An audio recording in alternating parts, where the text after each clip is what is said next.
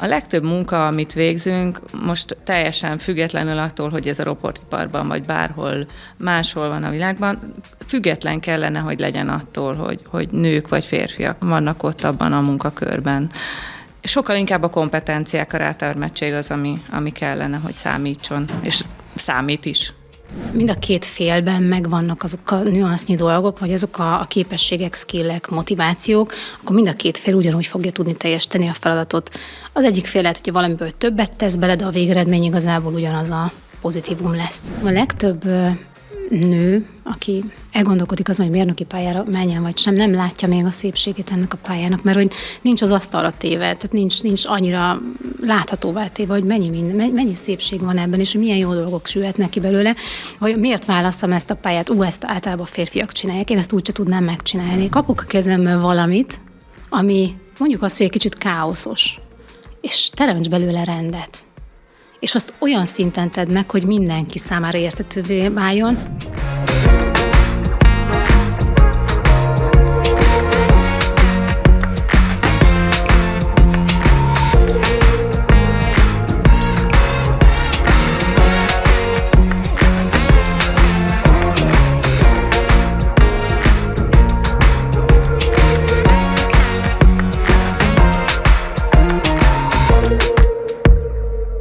Sok szeretettel köszöntöm a podcast hallgatóit. A mai adásban arról lesz szó, hogy egy mérnök esetén mennyire fontosak a belső motivációk és a belső értékek, hogy ezek sokkal fontosabbak annál, mint hogy az illető férfi vagy nő. Sziasztok! Nagyon örülök, hogy itt vagytok. Arra szeretnélek kérni titeket, hogy egy pár szóval foglaljátok össze, hogy kik vagytok, és milyen pozícióban dolgoztok a KUKA-nál. Varró Erzsébet vagyok, mindenki böbének szólít. Gyártástechnológus mérnökként dolgozom a KUKA-nál, ami azt jelenti, hogy a megtervezett robotalkatrészeknek a legyártásáért én felelek, hogy ez legyártható legyen. Én meg Müller Júlia vagyok, az én nevem, amit igazából használok, és mindenki így szólít, Julcsi, tehát nyugodtan lehet engem is Julcsizni. Amire én nagyon büszke vagyok, hogy 22 éve vagyok már a KUKA tagja, 22 év, azért elég hosszú idő. Jelenleg a projektvezetés csapatnak, illetve a gyártás inforendszerek csapatnak vagyok a részlegvezetője. Tulajdonképpen mi felelünk az új termékbevezetésekért, annak minden csinyáért, bínyáért, összefogjuk a megfelelő csapatokat, illetve a mi kezünkben összpontosul a vállalatnál használt vállalatirányítási, illetve gyártásirányítási rendszereknek a karbantartásba, kézben tartása. Szóval abszolút technológiai és mérnöki munkát végeztek, és ezt a területet, ezt hagyományosan valahogy így a férfiakhoz kapcsolja a társadalom, vagy hát az az elvárás, hogy ezeket a munkákat általában férfiak végzik, és szerintem nem árulok el nagy titkot, ennek az adásnak is a munkacíme valahogy erre irányult, hogy a nők hogyan képviselik magukat a robotiparban. És készültem ezzel kapcsolatban egy kérdéssel, hogy esetleg tudjátok-e, hogy jelenleg a világ mérnökeinek hány százaléka nő? Fogalmam sincs. Tippelni, mit tudom én, egy ilyen... Hát én 30%-ot mondanék, mert azt gondolom, hogy ez egy olyan ipar, ami felfutóban van, és már nem annyira a nőkre, vagy nem annyira a férfiakra épül. Én egy 30%-ot mondanék. Én szerintem több. 50%-ot még biztos nem éri el, de egy 35-40 már biztos van. A számok, amiket mondtok, azok a felsőoktatásban már majdnem érvényesülnek, viszont a munkaerőpiacon még körülbelül 14% a mérnöknőknek az aránya, ami szerintem meglepően apró szám, mert én is először arra gondoltam, hogy ilyen 30-40%-nál tartunk. Én azt gondoltam, hogy az IT fejlődésével, és hogy ott nagyon sokan vannak, ott ez nagyon megdobta, mert valóban mondjuk én gépészmérnöki területen saját magamon kívül még egy kezemen meg tudom számolni, hány kolléganővel találkoztam, szóval igen, tehát ez látszik, hogy szignifikánsan kevés a női mérnök ilyen területen. Egyébként gépészmérnökből kimondottan kevés van, tehát hogy ott 10% alatt van a nők aránya, de mondjuk vegyészmérnök nőből több van, ott már majdnem 30%, szóval ebben sem egységes a statisztika, csak ezt így érdekességként akartam bedobni, mert kíváncsi voltam arra, hogy ti hogy látjátok a környezetetekben. De akkor rögtön rá is térhetünk arra, mert már az adás előtt beszéltünk erről pár szót, hogy ti hogyan vélekedtek erről, mennyire fontos az, hogy nők vagytok ezen a területen, mennyire fontos egyáltalán az, hogy egy mérnök férfi vagy nő. Hogy mit gondoltok erről? Számít ez egyáltalán? Hát vannak dolgok, amikben abszolút nem. Tehát amit már előtte Julcsival is egyeztettünk, itt mi is beszéltünk róla nyilván előre, hogy mi a véleménye neki, és mi a véleménye nekem erről a témáról. A legtöbb munka, amit végzünk, most teljesen függetlenül attól, hogy ez a robotiparban, vagy bárhol máshol van a világban, független kellene, hogy legyen attól, hogy nők vagy férfiak vannak ott abban a munkakörben. Sokkal inkább a kompetenciák, a rátermettség az, ami kellene, hogy számítson, és számít is. Igen, meg hát igazából, amit én tapasztaltam mindez alatt a rövid idő alatt, amit a Kukánál eltöltöttem, hogy maga a lehetőség, amit a cég biztosít, tehát ugye azért nyilván lennie kell a másik oldalon is egy lehetőségnek, hogy azt megtalálja az ember, és rá tudjon fordulni egy olyan területre, ami alapvetően nem biztos, hogy először már, tehát hogy ez az, amit én szerettem volna csinálni, de kaptam rá lehetőséget, hogy ebbe betekinthessek, és ez azért eléggé meghatározta azt, hogy milyen irányba haladok. Tehát maga a lehetőség, amit egy cég biztosít, azt mindenkinek biztosítja, függetlenül, hogy nő vagy férfi.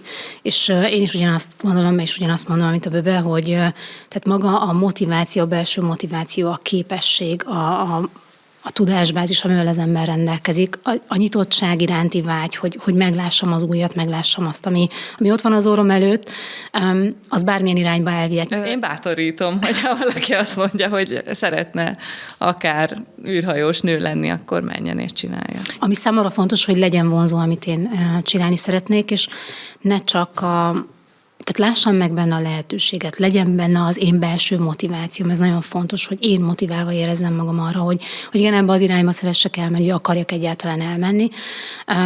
Én ezeket tartom fontosnak, és számomra egyáltalán nem fontos, hogy egy pozícióban nő vagy férfi ül.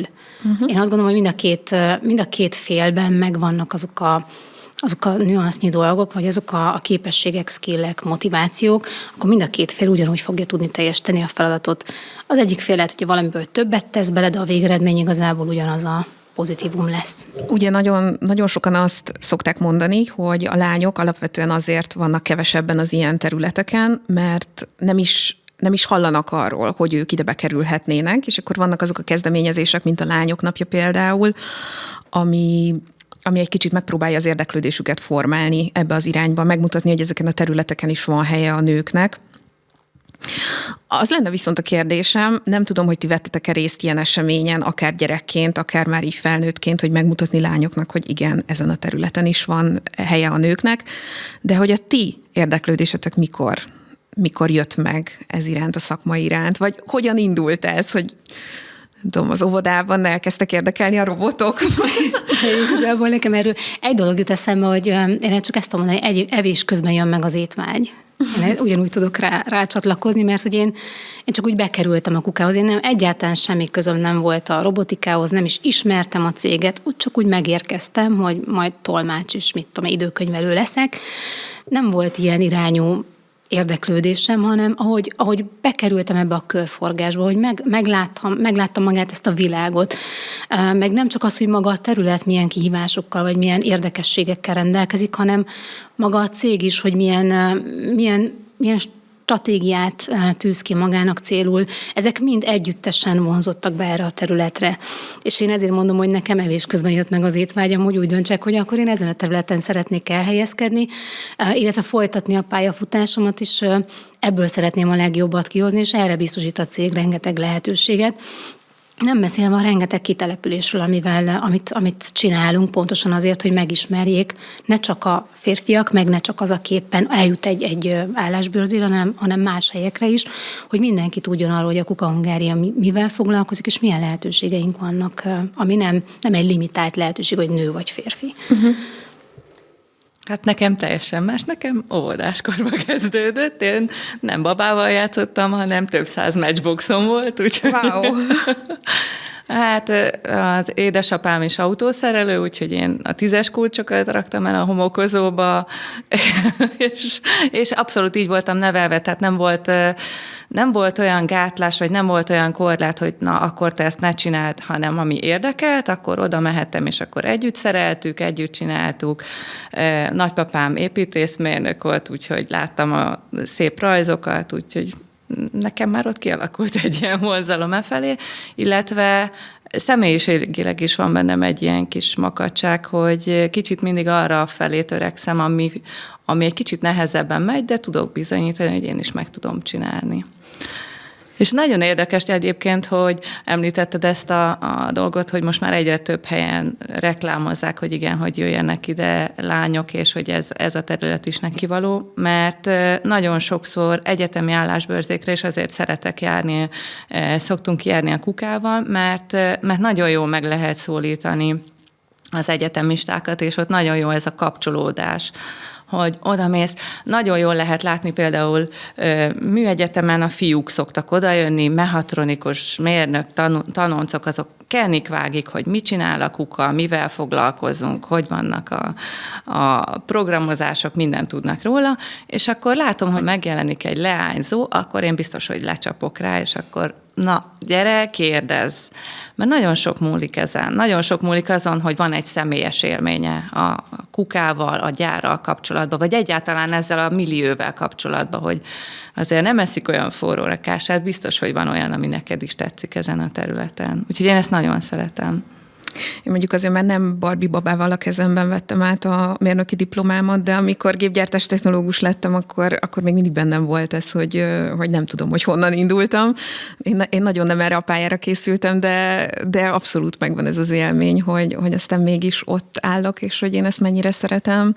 Nektek milyen volt nőként elindulni ezen a területen? Egyébként találkoztatok olyan nehézségekkel, hogy nehezebb nőként, mint hogyha férfiak lennétek, vagy soha nem volt ilyen tapasztalatotok? Nekem ilyen tapasztalatom nem volt. Én mindig, tehát nem éreztem azt, hogy nő vagyok, és valamit nehezebben érek el, hiszen egyértelmű volt a feladat, egyértelmű, hogy mit kell csinálni. Ugyanezt képviseltem a feladat megoldásában, nem éreztem azt, hogy csak azért, mert nő vagyok, hátrányba kerültem volna, és nem kapom meg azokat a válaszokat, stb. Illetve nagyon sok múlott azon is, hogy milyen fajta támogatást kaptam a saját felettesemtől is, ez is azért eléggé meghatározta, hogy hogyan tudok együttműködni, vagy működni a mindennapokban. Úgyhogy én igazából nem találkoztam ilyennel, hogy csak azért kerültem volna bármilyen szempontból hátrányba, mert nő vagyok. Én itt ezt, tehát ennél a cégnél nem tapasztaltam, és ez így rendben is van, azt gondolom. Abszolút. Hát friss diplomás mérnökként azért eléggé sokféle élményben volt részem, és ebből az a legfinomabb, amit így azt hiszem, hogy még most is tartok, amikor, hogy abszolút, tehát egy 20 pár éves szőke nőt, aki mérnök, és meg kell, hogy mondja, hogy mit csináljon egy munkás, senki nem veszi komolyan. Tehát akkor még, amikor én kezdtem, akkor ez abszolút érezhető volt. Aztán nyilván ebbe belekényszerültem, és beletanultam, mert nyilván ez is egy olyan dolog volt, hogy majd akkor én megmutatom, hogy már pedig ezt meg lehet jól csinálni, mindenféle erőszak, és minden nélkül megmutatom, hogy tudom én ezt, és lehet rám bízni a dolgot. Úgyhogy én már a Kukához így kerültem, hogy ezen a tűzkeresztségen úgymond átestem, de itt nem is nagyon volt rá szükségem, tehát itt egy teljesen más mentalitás, itt a legtöbb esetben azért persze az elején, hogyha valakivel elkezdünk dolgozni, akkor lehet, hogy van fenntartás, hogy na most ebből mi sül ki, de általában jók szoktak lenni a tapasztalatok, tehát én sem mondhatom azt, hogy mennyi negatívummal találkozom. Meg azt kell, hogy mondjam, hogy az évek során az ismerősök visszajelzései alapján is azért nyílt a világ ebbe az irányba, tehát amikor én elkezdtem dolgozni, akkor még igen, akkor még nagyon állt ez a tabu, hogy nőként mérnök, az nem annyira megy ez a pálya, és azóta ugye kinyílt ez a dolog, és most már ez abszolút nem egy ilyen átlagon felüli dolognak számít.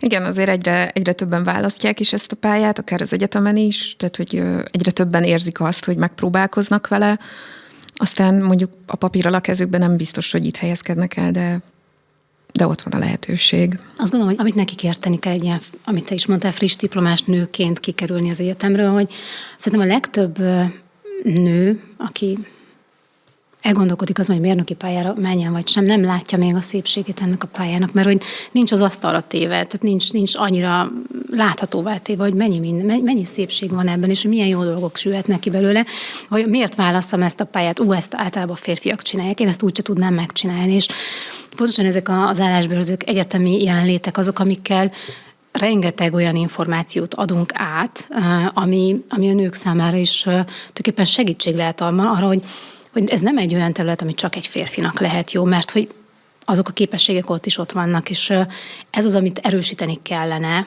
véleményem szerint jobban, hogy mindenki meglássa, hogy a nők is lássák ezen a területen, hogy miért jó. És akkor én azt gondolom, hogy ez még jobban, tehát ez a szám, amiről az elején beszéltünk, ez még jobban meg fog ugrani, hiszen fogják érteni, hogy hol van az ő, tehát hogy mi az ő helyük ezen a területen.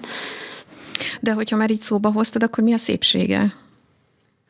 Teremteni valamit, tehát hogy kapsz a kezedbe, én most pont a Böbére nézek, mert hogy ezt pont ők csinálják, de hogyha az én területemet nézem, ugyanaz, tehát kettő hasonló, hogy kapok a kezembe valamit, ami mondjuk azt, hogy egy kicsit káoszos, és teremts belőle rendet. És azt olyan szinten tedd meg, hogy mindenki számára értetővé váljon, meg együtt dolgozol egy csapattal, akikkel közösen teremtitek ezt a rendet, és én a projektmenedzsment oldaláról gondolkodok most, majd bereflektál a termék oldalára. Ez annyira szép, ez annyira jó. Ezt minden nap megél, igen, rengeteg nehézség van, de pontosan ez a szépség, hogy megtaláld azt a legjobb megoldást, amit a tiéd. És amikor a nap végén hazamész, és ott van a termék, és felmutatod, hogy itt a végeredményem, ennél szebb nincs. Tehát teremtettél a káoszból egy rendet, egy rajzból egy terméket, és amikor ezen dolgozol, és a nap végén tényleg ott van az, amit csináltál, és ott az eredménye, ez egy visszaigazolás számunkra is, hogy a munkánkat jól végeztük, és jó helyen végezzük, jó csapatban, jó körülmények között.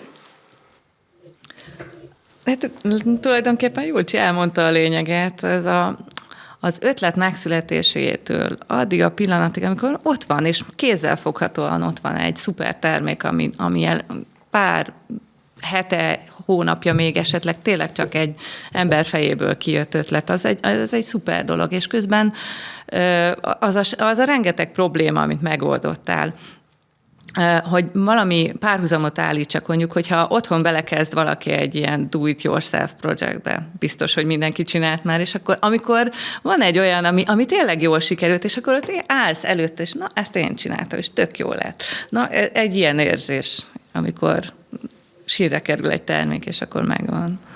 Mi az a projekt, amire a legbüszkébbek vagytok? Hogyha már így a kézzelfoghatóságnál járunk, hogy mondjuk a közelmúltból, vagy akár az elmúlt 20 évből, mi az a momentum, amit így kiemelnétek a kukás karrieretekből, hogy na ez az a pont, amire most úgy érzem, hogy a legbüszkébb vagyok.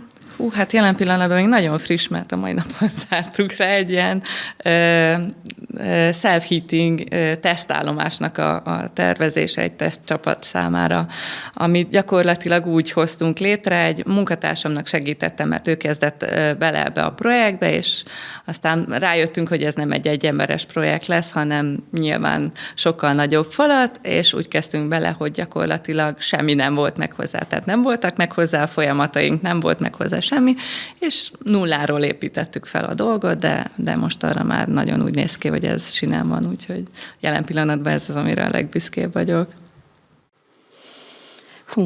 El kellett gondolkodnom, mert azért a 22 év alatt elég sok mindent csináltam, ami a nevemhez fűződik tulajdonképpen, de az, hogy legbüszkébb vagyok-e rá, vagy csak egy azok közül, nem, hogy csak, bocsánat, ez egy rossz jelző volt, hogy egy azok közül, amikre igazán büszke vagyok, van pár, de amit kiemelnék, az az új generáció bevezetésének a lehetőség, amit 7 éve kezdtünk el, 2010, most gyorsan számolva 8-ban, igen, annyira sok minden volt, hogy el kellett gondolkodnom, amikor is volt annak az ideje. És ennek én lehettem a projektvezetője, hogy egy teljes generációváltást levezényeljünk a mindennel együtt, a kitalálástól egészen a legvégéig, ami még mindig nem ért véget tulajdonképpen, tehát hogy ez még mindig folyamatban van, és folyamatosan bővítjük ennek a generációnak a portfólióját. De ez volt az itt létem alatt az egyik legnagyobb projekt, amiben dolgozhattam, sok kihívással járt, viszont rengeteg kapcsolatra is szert tettem, ami majd a többi projektemnél rengeteg segítséget nyújtott. Én erre vagyok igazán az egyik, ha ki kell emelni, ez amire a legbüszkébb vagyok a több közül. Lehet, hogy ezzel megválaszoltad a következő kérdésemet, mert arra gondoltam, hogy beszélhetnénk arról is, hogy viszont mi az, amit a legnagyobb kihívásnak éltetek meg. Most egy ekkora volumenű projekt nekem úgy hangzik, hogy azért ez egy elég nagy kihívás is egyben. De esetleg, ha van egy másik példa a fejedben, ami most így eszedbe jut, amit ilyen nagyon nagy kihívásnak éltél meg, és aztán a végén mégis azt tudtad mondani, hogy ez így megvan, és hogy ezt meg tudtam csinálni, meg tudtam mutatni, hogy meg tudom csinálni. Volt olyan esetünk, amikor meg kellett oldani egy olyan problémát, most nem szeretnék így termékneveket emlegetni, de meg kellett oldanunk egy olyan problémát, ami szabványi kérdéseket vetett fel, és már 2 hónapja próbálkoztak megoldani a helyzetet, akkor én pont egy másik projekttel dolgoztam, végeztem, és mondom, jó, adjátok ide, nem szeretném tovább nézni ezt, hogy itt most 2 hónapja szenvedünk vele, kérem ide, hadd nézzem meg, majd megpróbálom megoldani, és nagyon nagy kihívás volt, mert hogy az ügyfelünkön kívül egy harmadik fél is becsatlakozott a tevékenységbe, maga, aki a szabványt kiadta. Velük voltunk kapcsolatban, itt jogi, hegesztés technikai kérdéseket kellett megértenem, és én ebbe beleástam magam, és volt egy pont, ahol egy hegesztés technikai szabványt kívülről fújtam, pontosan azért, hogy tudjak minden kérdésre válaszolni, és én arra tényleg büszke vagyok, hogy ezzel a csapattal úgy tudtam érvényesülni, mind a Kuka Hungária, mind az ügyfél, illetve a harmadik fél csapatával, hogy ha jól emlékszem, 2 vagy 3 hónap alatt lezártuk a vitás esetet, megoldottuk, és a Kuka Hungária tudott működni úgy, ahogy eredetileg elképzeltük, hogy volt benne bőven kihívás, mert amíg az ügyféllel tárgyal az ember, az is egy kihívás, hiszen meg kell győznöm arról, hogy úgy van, úgy helyes, ahogy én azt gondolom, de amikor már a szabványt kiadó féllel kezdek el tárgyalni, az egy kicsit erősebb, plusz már egy nagyobb körű külföldi csapatról beszélünk, úgyhogy ez egy nagy kihívás volt, főleg azért is, mert nekem is meg kellett első körben értenem, hogy miről beszélünk, és bele kellett ásnom magam egy ilyen hegesztéstechnikai szabványi témában, aminek nem csak hegesztéstechnikai, hanem jogi háttere is voltak. Úgyhogy itt volt minden, és azt gondolom, ez volt az egyik legnagyobb kihívás, amivel találkoztam a pályafutásom során. De élveztem. Pontosan amiatt, amit mondtam, hogy a végén a kezemben volt az eredmény, és ennél jobb érzés nincs szerintem. Az már így lejött a beszélgetés eleje óta, hogy mind a kettőtökben van egy ilyen makacság, egy ilyen kitartás, hogy ha én ezt eldöntöttem, akkor meg fogom csinálni tűzön vízen keresztül, és valahogy egy kicsit azt érzem, hogy ez már ahhoz is kellhet, hogy valaki ezen a pályán el tudjon indulni, ott tudjon maradni. Azt szerettem volna megkérdezni, hogy mit tanácsolnátok valakinek, mondjuk egy fiatal lánynak, aki úgy dönt, hogy szeretne mérnök lenni, de talán pont azért, mert hogy ezt egy hagyományosan férfiak uralta szakmának érzi, vagy tartja, pont ezért egy kicsit fél elindulni rajta. Hogy én egy picit azt érzem, hogy talán ez a makacság segíthet, de hogy ezen kívül esetleg vannak-e még olyan dolgok, amik szerintetek fontosak lehetnek abban, hogy alapvetően egyfajta ilyen ellenszélben az ember el tudjon indulni, mert utána szerencsés esetben tényleg talál egy olyan munkahelyet, ahol nem a neme számít, viszont sajnos még mindig az a valóság, hogy ez a kérdés ez alapvetően azért megjelenik. Én azt mondanám, hajrá. Tehát tényleg ez a legfontosabb, hogyha elhatározta, ha szeretné, akkor vágjon bele, és ne hagyja, hogy bármi eltántorítsa. Hát igen, ez, amire visszacsatolhatunk, hogy nem szabad hagyni magunkat. Azért, mert valaki azt mondja, hogy jaj, te nőként. Mindig bosszant a dolog, és még most is találkozom vele. Nekem van egy 7 éves lányom, most kezdte az iskolát, és csodálkozva kérdezték meg ismerősök, hogy hát matek faktos osztályban, lányt matek faktos osztályban. Tehát így, de miért? Tehát, hogy erről szokjunk le, ne legyen ez, mert lehet, hogy van egy olyan lány, aki ezt meghallja, hogy te matek faktos, és akkor elbizonytalanodik, és kész, és ő többet nem akar matekkal foglalkozni, mert neki ezt mondták. De ezt nem szabad engedni, ezt most már ki kell, hogy nőjük tényleg. Én azt gondolom, hogy ha megvan a szerelem, maga a mérnöki szakiránt, vagy a mérnöki irányultsága megvan a bárkinek is, ha megtalálja benne a szépet, ami neki szép és motiváló, az biztos, hogy pozitív eredményeket fog hozni, és én ezt nem engedném el. Nyilván van a makadság, meg van az, hogy ismerjem önmagamat, és szeressem azt, amit csinálok. És ha szeretem, lehet, hogy az első hónapban még nem érzem ennek az eredményét, akkor sem szabad letörni, hiszen az eredmény nem egy hónap múlva születik meg, hanem ennek lehet, hogy egy év is el fog telni, mire az eredmény a kezünkben van, de ha kitartóak vagyunk, és akkor a makadság mellett ott van a kitartás, akkor meg lesz a munkánk gyümölcse. Csak szeretni kell azt, amit csinálunk, és látni benne a szépet. Nekem ez a véleményem. Ha viszont nem veszük ennyire komolyan, akkor nézzük a másik oldalt, miért ne lehetne?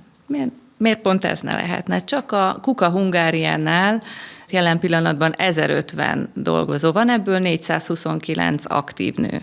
Tehát 41%. Ezen kívül még vannak, akik jelen pillanatban mondjuk otthon babáznak, vagy hasonló inaktív állományban vannak, úgyhogy 41% a dolgozóknak nő. Miért pont mérnök ne lehetne nő? Most egy kicsit meglepődtem, ez egy nagyon-nagyon jó szám, szerintem a mai világban, igen. Ebből indultam ki az optimizmusommal, hogy jó, nyilván nálunk is rengeteg IT-s terület van, ahol lehet, meg vannak olyan területek, ahol túlnyomó részt nők dolgoznak, tehát például kábelfeldolgozáson, vagy adminisztratív területeken bérszámfejtés, projektmenedzsment, ott többségben vannak a női dolgozók, de legyen is így szerintem, tehát ez egy egészséges egyensúly. Vannak esetleg még olyan területek, amiket megfigyeltetek, hogy erre a nők, mint hogyha érzékenyebbek lennének, és tök jó, hogy érzékenyebbek, mert hogy tudnak hozni olyan minőségeket, amik lehet, hogy hiányoznának nélkülük? Társosztályok közötti kommunikáció például, amiben hamarabb ráérzünk a konfliktusokra szerintem, de ez is egy olyan általánosítás, amit annyira nem szeretek, mert nyilván ismerek rengeteg olyan férfi kollégát, akinek ez nagyon szuperül megy, és nagyon átlátja. És egyébként pont erre a másikra is tudok egy olyan ellenpéldát, ahol pedig egy férfi kolléga volt, aki nagyon szuperül összefogta a csapatot, és bandáznak, és közös programokat csinálnak, akár munkahelyen kívül is, és nagyon családias a hangulat, és ott például egy férfi csinálta meg. Tehát ezért mondtuk azt az elején, hogy ez nem feltétlenül nőhöz kötött, bár igen, a társadalmi elvárás, vagy a normák azok azt mondják, hogy inkább az otthonteremtés, a családias légkörnek a megteremtés az nőknek a tevékenységéhez szokták kötni, de szerintem ez nem feltétlenül van így. Teljesen egyetértek, nem tudnék hozzátenni semmit, mert hogy ugyanezt élem meg én is a mindennapokban. Tehát nekem is egy női csoportvezetőm van, összetartja a csapatot, nagyon jól kommunikál társosztályokkal, akár csapaton belül, de én is ismerek olyan csoportvezetőt, aki ugyanezt meg tudja csinálni, és férfi. Tehát, hogy én nem gondolom, hogy tehát már az, amit régen gondoltunk, hogy a nő sokkal empatikusabb, meg a probléma megoldásban sokkal aprólékosabb, sokkal részletesebben dolgozik és gondolkodik, ezt most már egy férfi is meg tudja tenni. És erre vannak nálunk nagyon jó példák. Úgyhogy azt gondolom, hogy én nem tudom azt mondani, hogy ebben a nő jobb, vagy abban a férfi jobb. Nyilván vannak egyedi esetek, ez mindig egyedileg jön elő, viszont az egy nagyon jó dolog, hogy ilyenkor visszajelzünk egymásnak, és ezt a visszajelzést nem kritikaként fogadjuk, hanem fejlesztendő területként éljük meg, akár nő, akár férfi, és beépítjük a mindennapokba, és ez nagyon jó, hogy meghalljuk egymást, és meg is akarjuk egymást hallgatni, és ebből tudunk tovább fejlődni, úgyhogy én azt gondolom, hogy ez a légkör, amit ott teremtünk, és teremtettünk az elmúlt években, és folyamatosan teremtünk a kollégákkal, ez pontosan ezt támasztja alá, hogy nincs különbség nő és férfi között. Nálunk legalábbis. Szerintem ezzel nagyon jól összefoglaltad, Julcsi, egyébként, hogy mi az, amiről itt beszélgettünk az elmúlt fél órában, hogy tulajdonképpen nem az számít, hogy mi a neme egy embernek, hanem hogy milyen belső kvalitásokkal rendelkezik, és hogy azokat hogyan állítja be a mindennapokban a saját vagy a csapata szolgálatába. Még azt szerettem volna megkérdezni, hogy van-e esetleg olyan példaképetek, akitől sokat tanultok, vagy akire akár gyerekként felnéztetek, és segített abban, hogy mindig kitartsatok a célotok mellett, mert hogy arra gondoltatok, hogy ha neki sikerült, akkor nekem is fog. Én nem egy híres ember, én nekem a nagymamám jut eszembe mindig, amikor azon gondolkodok, hogy valamit nem tudok megcsinálni, akkor mindig a nagyim képe jelenik meg. Én Erdélyből származok egyébként, de ő volt az, aki abba az irányba terelgetett, hogy nincs lehetetlen. Tehát, hogy bármit meg lehet csinálni, csak akarni kell. És kevés az, hogyha valaki más akarja, hogy én azt megcsináljam, nekem is akarnom kell. És ő így nevelt bennünket. Én ezt a mentalitást hoztam el Erdélyből magammal, és ezzel a mentalitással élek nap, mint nap, és igyekszem ezt a mentalitást továbbadni a saját csapatomnak. Bízom benne, hogy több sikerrel. Ez egy fogas kérdés a számomra, mert én igazából inkább ilyen megyek a saját fejem után típus vagyok, tehát ilyen szó szerinti értelemben példaképem az nem volt soha. Nyilván rengeteg jó ember vett körül, tehát ez egy nagyon fontos dolog. Mondhatnék akárkit a női családtagjaim közül igazából, ami közös bennük, hogy mindig kimondták, amit gondoltak, majd kimondták az igazat, tehát nem féltek szólni. És azt gondolom, hogy manapság is ezt tartom példaértékűnek, ami nagyon vicces, hogy igazából mostanában olyan híres emberek között találom ezt meg, akik mondjuk komedi centrálos fellépők, tehát ilyen humoristák, akár a magyar területen, akár nemzetközi szinten, tehát biztos, hogy minden podcast hallgató találkozott már Facebookon például Celeste Barbernek a nagyon-nagyon humoros videóival, de kell ez az igazság kimondás. Szerintem erre van szüksége a világnak, és én ezt viszem is tovább. Tehát úgy érzem, hogy én nem az a típus vagyok, aki hallgatok, és kimondom, amit gondolok. Azt hiszem, hogy ez a magánéletben és a munkahelyen is egy tök jó érték. Igen, valóban. Nagyon-nagyon szépen köszönöm a beszélgetést nektek, és hát további sok sikert kívánok a Kukánál. Nagyon szépen köszönjük. Mi is köszönjük.